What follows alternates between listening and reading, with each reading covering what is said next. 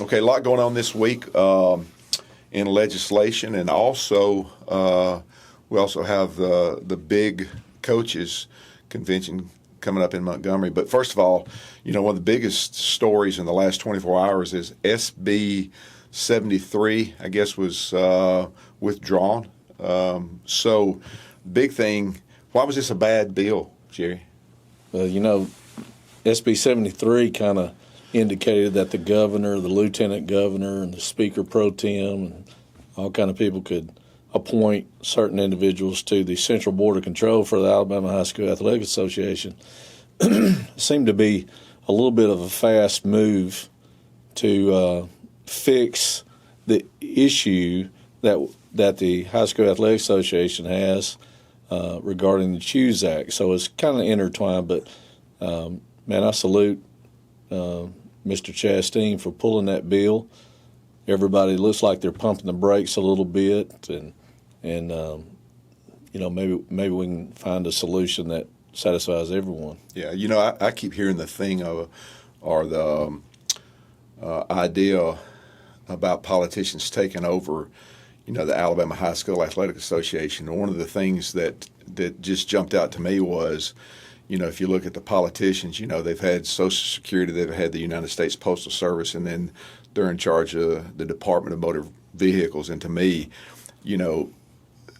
those are not very efficient departments, and the politicians, they've got enough on their hands, to have the Alabama High School Athletic Association, part of their oversight. The other thing, too, to me, when we're talking about that is when we've had conversations with politicians about what's going on in our world, I've been really amazed at how unaware they are.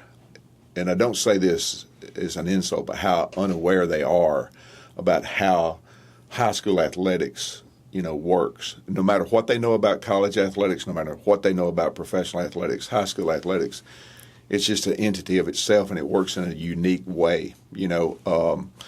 One of the things, you and I were talking about too was we both listened to an interview with Coach Savarese, and we both had this conversation about how they want changes, and they want changes right now, or they want things that are problematic to to the Choose Act or whatever it is, their legislation, and they want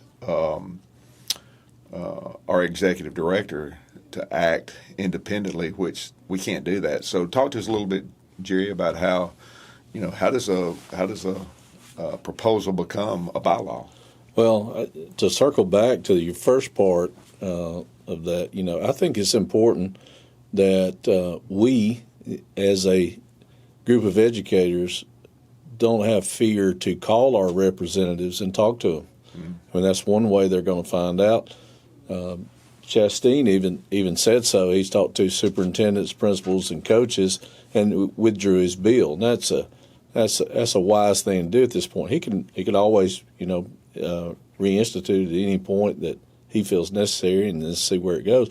But one of the problems, speaking with a state representative, is that if that bill were to pass, then that certain questions, for instance, someone's fine or eligibility that was rejected for whatever reason, would have to go through a portion of the state government that oversees those kind of things. And this representative said, we don't want that. Yeah. We already have too much to do. We don't want to make a decision on whether someone practiced out of season or a coach worked with a kid and outside the sport school year and those kind of things. So I think it's important to talk to them just to get some information on that. And